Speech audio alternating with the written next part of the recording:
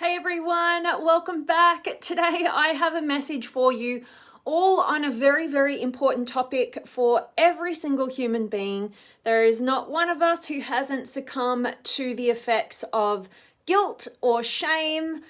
So I want to talk to you guys today about empowering yourself and basically holding a stronger opinion about yourself and having that matter much, much more than anybody else outside of you. And today, what's kind of triggered me to really deliver this particular message that I'll be diving into with you guys is basically the fact that I've had a very, very interesting growth journey over this past week.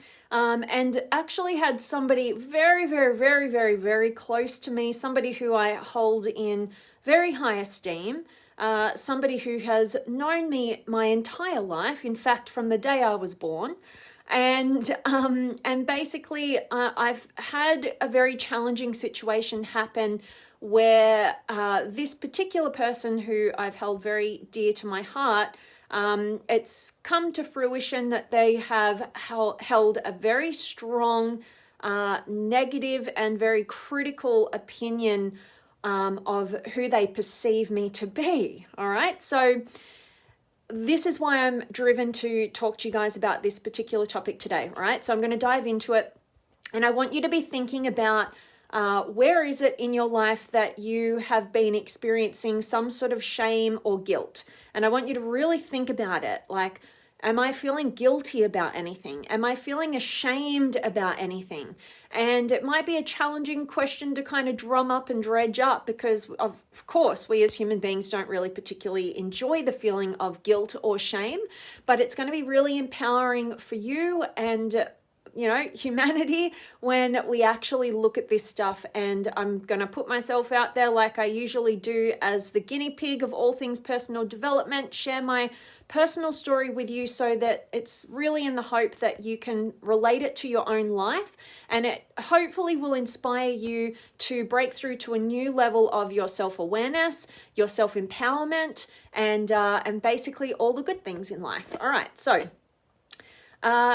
let's get into it. Today's topic. Oh, and I will say, if you do find value in this message, or if there's anybody out there who you feel could benefit from this particular topic, please do share it with them, and so that we can expand our reach and co-create a bigger conversation.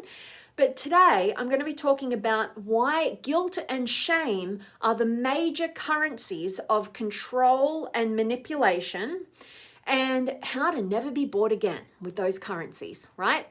So basically, let me dive into a bit of guilt and shame, and then I'll dive into a bit of my story with this as well. But basically, we want to look at guilt and shame can be kind of used interchangeably. Mostly it's used interchangeably, but basically there's a really big difference between the two that I'd love for you, if you don't take anything else from today's message, but you do get to understand the real difference between guilt and shame. I'll be very, very grateful to have that happen for you. So basically, I want you to think about guilt as being when we are in violation of our own internal rules or standards or values. And I want you to think about shame as when we perceive that we have violated the rules or the values of our culture or a particular group that we belong to. All right, now I really want you to think about the difference with this. Guilt is based on when we break our own rules, our own values, right? It's very internal. And shame is when we have broken other people's values, our culture, our group, and we're more focused on how people perceive us in that realm, right? So I look at guilt as being a potentially very healthy kind of feedback mechanism that can alert us to when we're not on the right path in terms of our alignment with our own values, and we can do something about it, right? Whereas shame tends to be much more destructive, right? It's much more focused on our low self-esteem, feeling like an inability to be lovable, feeling unworthiness, and feeling like the power of our that's determining our value as a human being lays in the hands of others. All right. Now, this could be a group, it could be a religious community, it could be our family dynamic, anybody who's external from us, and it's their values, not our own, but we're looking at ourselves through the eyes of somebody who has a different set of values that we're trying hard to live by, but we end up breaking that. And the reason why we end up breaking that is because you can't sustain living in anybody else's values apart from your own, right? And so I want you to think about guilt and shame as being two distinctly different things that have a lot of similarities, and a lot of people interchange them, like I said. But guilt is more when you violate your own set of values and standards and rules. And shame is when you perceive you have broken other people's set of values and expectations. All right. Now, and like I said, guilt can be a healthy feedback mechanism to get back into alignment with what you know to be right and the kind of human being that you'll be proud to be.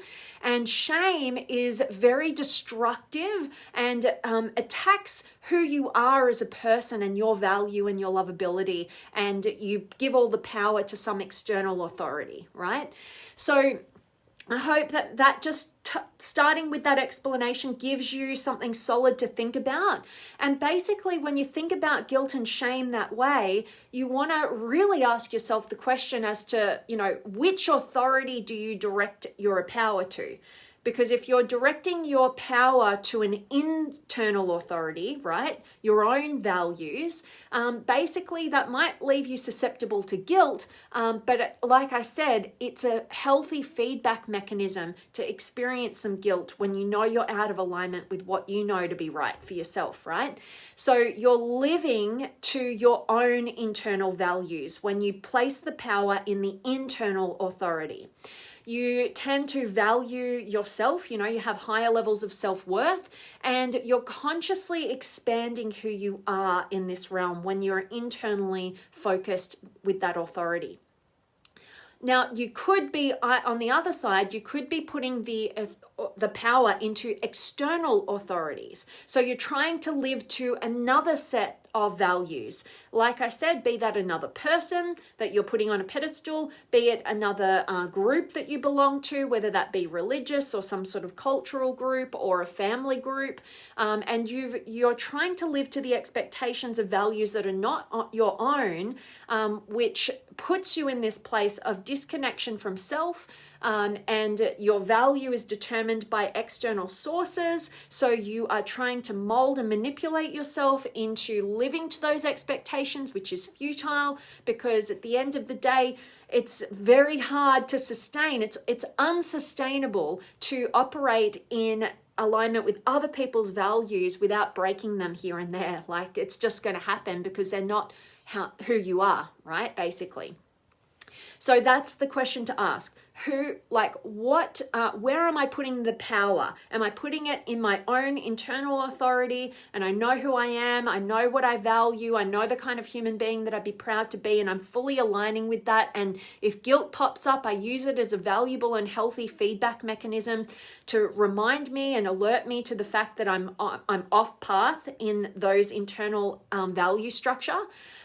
Or am I giving my power to external sources, trying to live to their expectations, and basically feeling shame because I can't live up to their expectations and their values and their way of seeing the world and who I need to be and who I should be. And I just keep trying, but I keep stopping. And because I can't sustainably live up to their expectations, I feel there is something really wrong with me, and I feel ashamed of who I am, and I feel like I need to continually hide that, right? Now, I really want you to think about whose standards are you holding yourself accountable to? Are they your own, or are they some sort of external group or parental figures or, whoever it is? Now, the reason why I'm bringing this conversation back into light today, because I've spoken about these topics many, many times, is like I mentioned at the beginning, I've had somebody very, very close to me. I've had new information about how they have been judging and criticizing me, right? And when I first heard this stuff, I was kind of, a little bit shocked, right? As you would be, a little bit hurt, I felt. And then I did what I always do, which is how I'm kind of wired, which is, where's the personal development in this? What is this saying about that person, not about me? How can I learn and grow? How is this impacting me? And how can I make sure that I become a stronger individual because of it? What gift is available here for my own self-awareness and self-growth, right? That's where my mind tends to jump. And there's healthy aspects of that, absolutely. But what I found was I actually connected with this person. I went for dinner with this person, and I found myself realize my true underlying feelings about it. And I felt really, really upset about it, right? Like I felt so fake. I felt so insincere. Like having conversations and getting back to normality with this person without addressing the things that I knew had been said about me behind my back, right? But I felt in that moment, I actually didn't have the capacity to address it in a really conscious, centered way at that time. I felt like I'd reverted into my inner child, right? Who if I said a word in that moment, I would have been so thrown. I would have been very emotional. I wouldn't have been able to get my words out. And I felt like that had really impacted me, right? And so I wasn't able to, at that time, in a way that was emotionally intelligent, have that conversation and address my concerns with this person and have some more authentic conversation about it. And I just felt really gross about the situation, and I just kind of got through it as best as I could, and then I got out of there, right? And I realized I have given a lot of power to what this person perceives about me, right? And basically we need to remind ourselves, and what I had to remind myself of is that when you get upset about, what other people might say about you, what you're really saying is that you care more about what they think about you than you think about yourself, right? And the idea here is we need to be much more concerned about liking our own selves, for who it is that we are, because basically we're the one who is going to be with us for the end of time, right? But I had to address this, and I thought, what is it that I'm feeling? And I had to question whether I was feeling ashamed, right? Because I was obviously putting a whole lot of power into this external authority as opposed to my own. And basically I had to move through that emotion of the inner child. We have to focus and move through the true, authentic expression, our emotional expression, so that we can ultimately access the adult part of us, the more conscious, directive, and able to analyze and direct the course of our lives and make sure that we're actually aligned with ourselves. But we can't just jump there. We have to go through the emotional experience. And it just so happened that because this person is one of the closest people to me in my entire life, it was kind of like if somebody says something bad or critical about you on steroids, right? But that's why I'm kind of like, I feel like it's just the greatest lesson in this, is because I got an opportunity to really move through my true, authentic emotional experience and validate myself for it, because I was highly disappointed that I couldn't co-create the quality of connection that I would like to have with the people who are closest to me in my life, right? Because of this person's perception of me and feeling like they do not know me at all, right? And, kind of having to grieve my vision for what I wanted that relationship to be like, right? And then get to a place where, basically I can make sure that I'm alerted to where is my power being given? Is it being given to external sources, or is it being directed into my internal source? And how is this alerting me to how much I know myself, how much I'm aligning with the kind of person that I know myself to be and I'd be proud to be? And all those questions come into place. And so basically me sharing this is because I want each and every one of us to be unpurchasable, right? So that you'll never be bought again through any sort of external authorities, right? So that you can go throughout your life and utilize the valuable feedback of guilty feelings, right? To alert you back to, oh, how am I breaking my own values? How am I not living to my highest self, right?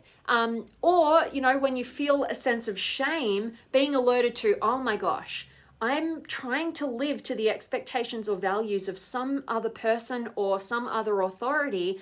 And how can I navigate back to a deeper connection within myself about who I am, about, what it is that I value, about who I know myself to be, right? And how I'm proud of who I am. And by doing that, we become unpurchasable, right? So we need to, if we never want to be bought again, we need to, number one, know who it is that we are, right? We need to know, outside of all the expectations of society and family and friends and anybody else that we put on a pedestal, we actually need to identify who it is that we uniquely are. And this is what I do, right? This is why I'm a personality profiler. This is why I study all the different frameworks that explain human behavior and human potential and human fulfillment, so that I can help people, including myself first and foremost, to be the guinea pig of all this stuff, to find what's valuable and to help give people that gift of knowing clearly who they are, uniquely, what their gifts are, how to go about knowing who you are, accepting fully who you are. And so basically getting to that place of being able to fully align with who you are, so that you're not bought, right? Because I've said this so many times on these videos. I've done nearly 1,000 of these videos now, and I'm pretty sure at least 400 of them I've probably said this, which is basically, the top 5 regrets of the dying, that amazing book by Bronnie Ware, the Australian palliative care nurse. And basically the number one regret of the dying is that I wish I had have had the courage to live a life true to myself rather than one I felt was expected of me. All right, and we need to look at, at the people who have come before us, and we need to really consider that, so that we can live a regret-free life and we don't get to the end of our lives repeating the same old patterns of humanity, And basically what we need to do is make sure that we are differentiating between how we're living our lives in alignment with what other people expect of us, right? Other people determining our value, versus us living our life that is true to who we are, fully in alignment with who we are, and creating the kind of life that is uniquely inspired from within. All right. And you can't really do that when your eyes and focus are on everybody else's perception of you, instead of you aligning with who you're proud to be. All right. And so if any of you are interested in getting deeper support on that and going on those journeys, that's what my Limitless Potential Academy is, with my masterclasses, my one-on-one coaching. Everything that I do is pointing to your empowerment, so that you can go throughout your life and never be purchased again, never be bought again, right? And to ultimately be free from the control and manipulation that people can use on us, whether consciously or unconsciously, to direct us into living in their set of values rather than our own. Because your fulfillment is never down the path of living to somebody else's expectations and values. It is a very empty route going down that path. Believe me, I spent at least the first 25 years, if not almost 30 years, really living down that direction. And the ultimate goal is to create a life of fulfillment, free from regrets, which is fully in alignment with who it is that you know yourself to be, your highest values, how you're wired, what your unique gifts are, honing them and delivering them and making a meaningful difference with your life. And nobody wakes up ever in the morning and says, you know what, I'm going to spend my life making Vanessa fulfilled, right? Nobody's doing that. That's up to me as it is up to you to make yourself fulfilled. And nobody can know what's right for you better than you. You always have the answers within you. And my job and what my mission and purpose is in this world is to help you get really in attunement to that. So you're directing your life from within. All right. And life really doesn't begin until you're doing that. So if you're lacking fulfillment, if you're feeling a sense of emptiness, if you're not believing in yourself, if you're not feeling a sense of progress, if every day kind of feels the same, if you know there's kind of that deeper yearning for something more, I'd ask yourself, who are you giving your power to? Whose standards are you trying to hold yourself to? And get clear on who you actually are, right? So the steps to ultimately break through from being bought through manipulation and control in the external world, either from people who are trying to get you to live in their set of values and trying to manipulate you or control you, and through shame, right? Because you can't live up to them. Or they know maybe like who you choose to be and who you want to see yourself as, and they push that on you and manipulate you and try and make you feel guilty and try and highlight where you're maybe breaking out of what you say you want to do, right? Like all those different ways. We have to realize that if we want to be empowered in our lives, we must know who it is that we are. We must fully accept and acknowledge and get to adore actually who we really are, all the parts of who we are, and ultimately align fully in our internal world out into the external world, not the other way around, all right? And that's empowerment, right? So I hope that what I've shared with you guys today is of value. Like I said, if it is of value and you know anybody in your life who could benefit from today's message, please do share it with them. And let me dive in and check in with you guys. So make sure you're dropping me a comment, say hi, let me know where in the world you're tuning in from. And yeah, can't wait to chat with you guys. So I have got Shet in the house and Haru, shine on, Divine One. Much love and gratitude to you and right back at you. Good to have you back, my friend. And Samuel's here and Tina and Sandra and Simon. Accepting and knowing ourselves and growing is key. Abso-freaking-lutely. Love it. Good to see you, Simon. And Paul, great message, Vanessa. Thank you so much. Great to have you here. Hope you've had an amazing Easter. And happy Easter to everybody. And Brian, greetings to you from New Jersey. Love it. And Samuel, great message. Had a load of lies told about me, so I tried to prove my innocence to others. Now I'm at peace with no longer proving anything and truly loving who I am. No more shame. Thank you for your great post. Oh, I so love this, Samuel. Thank you so much for showing up and for sharing this. I love when you guys share your authentic journeys here and contribute to the conversation, and grateful that these posts are of value to you, my friend, and you hit the nail on the head. That's one of the things that came up for me in the story I shared with you guys today. I felt like, this person indirectly, like it all made sense when I heard what this person was talking, projecting about me behind my back.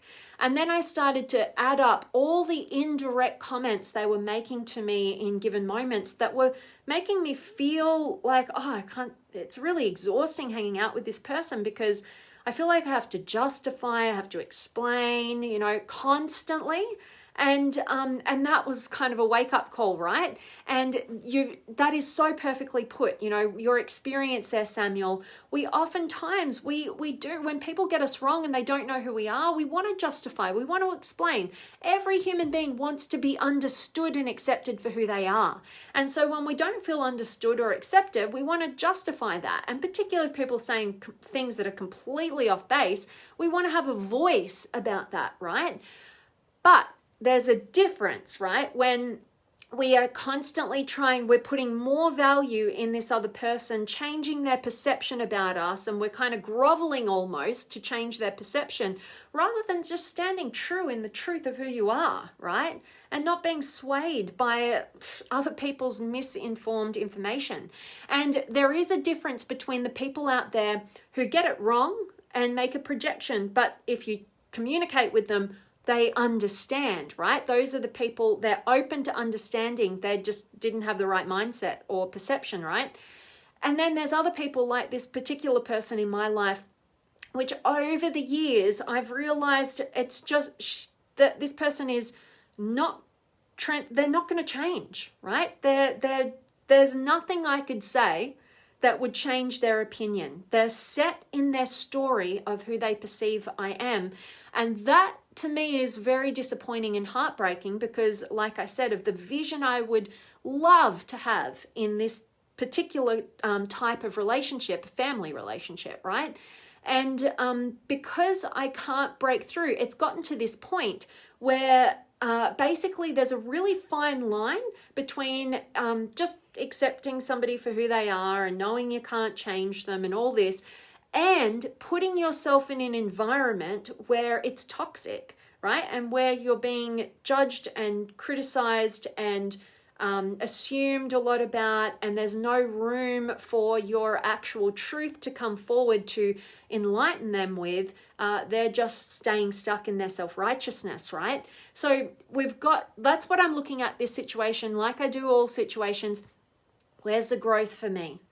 You know, where can I use this to my advantage to become a more empowered, more aligned, more heart-centered, more powerful human being from within, right? And so they're giving me, I call them my dark guru, right? They're giving me a great opportunity to grow in those ways, but I do want to just put that caveat in there as well. You must move through your emotional experience, because anything that that stays stuck and trapped and you skip over on an emotional level, it makes you revert to a child every time you're put in a situation that's similar to that one again.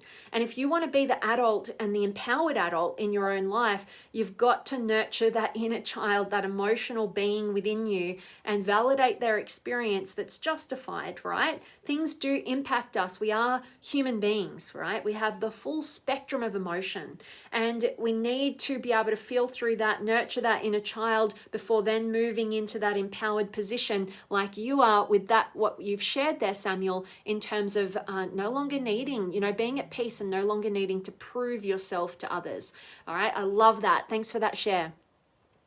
And good morning to you, Goldie and Noor. Yep, love having you here. And Jose, good to see you, my friend. Hello, Vanessa. How can you overcome shame and guilt when sometimes one leads to the other? When you try to be pleasant to others to avoid shame, but you know that you are putting yourself in second place. Oh, that's speaking directly to the experience that I had just a couple of nights ago, right? Where I felt like I was, empowered about the situation. I was going to use it to my growth. But then in the actual physical situation, all that emotion came up, and I felt so insincere, so inauthentic. It felt so gross. I felt like there was all this unspoken stuff and I couldn't address it because I was too emotionally triggered by it, because I was putting all my power in that other person, right? And feeling disappointed about the vision that I'd like to have for that connection, right? That I felt I can't control it, right? Because in any relationship, we can only control ourselves. We can't control another person. And so what I would say is that guilt, remember I don't know when you came in, Jose, but I gave a difference between what guilt is and what shame is. And guilt is basically when we are breaking our own rules or values. So it has a valuable feedback mechanism to change something, to align more deeply, to get clearer on who we are and what we value and align with that, right? That's how we exit guilt, is aligning with our true and higher self, aligning with our values, aligning with the kind of person that we're proud to be. But you have to define that to be able to align with that, right? And it has to be coming from the inside out, not trying to live to the expectations of others. That's where shame comes from. Shame is when we break the rules or the values or the expectations of some sort of external authority. And the alert when we feel a sense of shame, right, which can be very destructive and not leading us towards like a solution or the cure, right? It's actually very destructive. We make it mean something about who we are internally because we don't know who we are, and we need to know who we are. So if you're not determining who it is that you are from within, right, then you're going to look to external sources to determine that for you, because we have to have a level of certainty and knowing about who we are. So make sure you know when you feel a sense of shame, you've got to ask yourself, like, whose standards am I holding myself accountable to? And how can I get clearer on what my own standards are, what my own values are, and aligning fully with that? And that is the only way out. Like, shame is just like a vicious cycle. You know, you feel worse about yourself, and so you can't trust yourself, and so you're more so driven to try and find and live to the expectations of external sources that will give you a false sense of value from them, right? And then it's not sustainable, so you continue to break their rules or their expectations, and then you feel even worse about yourself. It's a really bad cycle, right? So the best thing we can do is build awareness between the two, and we have to know who it is that we are so that we can create our own internal map as to what we value, who we are, what we're most fulfilled by, what we're most authentically inspired by, and aligning with that. And we have to turn down the voices in our external world and turn up the voice in the internal world. We have to opt for internal authority over external authority in order to overcome shame or guilt. All right? Hope that was of value to you, Jose. So appreciate having you here. And then you feel guilty in consequence. Yeah, so guilt, I remember, like, guilt happens when you know you've broken your own set of values and standards. Shame happens when you're breaking other people or trying to live up to other people's expectations and values, and you're breaking them. And then you can oftentimes have the two in the mix, particularly when you're not clear on who it is that you are, because on a deep subconscious level, you know when you're not living to what you perceive to be your best self, right? Even if you haven't clearly articulated that out here in the conscious world, right? And so you need to, like, if you're experiencing the combination of the two, which a lot of us do, it's just all pointing us towards building the strength of the connection with our internal authority. We have to have self-awareness, we have to have that clarity, and we have to be directed from the inside out rather than the outside in. And you're not living your own life until you're doing that, all right? So ask yourself, whose life am I living? Am I living my mom's? Am I living my dad's? Am I living my grandparents? Am I living my teachers? Am I living my friends? Like, am I living society's, perception of what I should do to be successful or something, right? We have to be clear on that, and we have to develop a closer, deeper connection to that internal authority. All right, so hope that's of value. And Samuel, did you suffer any physical ailments in that period? I suffered from back pain, which I hear is common to have physical pain after emotional experiences. Absolutely. And I recommend a book by Louise Hay, Heal Your Body. It's and basically you can just Google online Louise Hay's meanings with physical illness or whatever, and basically you'll see a set you can go through. It's like a dictionary for all the physical ailments that you could be experiencing. In my last Facebook Live last week, I mentioned another challenging situation that I'm navigating where I didn't have a voice, and I was having to step up and have a voice in this situation. And what I'd been experiencing was a massive jaw pain, right? Like just aching jaw, right? And I was grinding my teeth and I was clenching my jaw, and that's what was creating this massive pain. And basically that has, like, it's still there a little bit, right? Because I'm still on the journey, but it's nothing like it was because I addressed the issue. Because we can look at the different physical sensations and different diseases even that we can contract, and basically we can look at the emotional connection, the mind-body connection, and basically that related to my jaw pain related to me not speaking up, me trying to hold it all within, right? Not having a voice. And that's how it manifested itself in my physical body. And you can look at the different areas of the back, like you mentioned there, Samuel. And there's different emotional reasons for different parts of the back in terms of what you're experiencing. So I think of going on all angles, looking at a holistic approach to all of your challenges in life, right? Like, there's such an interconnected system that we have operating. So we want to look at all the different angles. So I love what you just brought to the conversation there, Samuel. And awesome. hope that was of help. And that's really it from me today, guys. I so appreciate you guys showing up and contributing to the conversation with your shares, your authentic shares, and also your questions. I absolutely love them and appreciate them. And so much, so much gratitude for each and every one of you guys. Like I said, if this is of value, please do share it. And if I can ever support you in making sure that you empower yourself and fully align with the truth of who you are and truly know that and accept that and love it and adore it, then that's my gift. That's what I love to do for anybody that I get the opportunity to connect with. So you can always reach out. But that's it from me today. Bill's just joining us. Hope you catch the recording of this one, my friend, because I'm just about to sign up. But massive hello and much love to you. But today, as always, I want to just set that reminder for each and every one of you to go out there and honor your authenticity, to deepen your intimate connections, right? None of this surface level stuff. Like, let's go deep, let's get authentic, let's get to know who we are, let's share who we really are, right? And also to contribute your unique gifts. You gotta know you're unique. You've got something to give. You're here for a reason. And if you're unclear on that, that's a massive thing that I do, is help you get super clear on that. All right. So anyway, Bill, thanks for the gifts. You're so welcome, my friend. Thanks for showing up. So much love to each and every one of you guys, and I cannot wait to see you soon.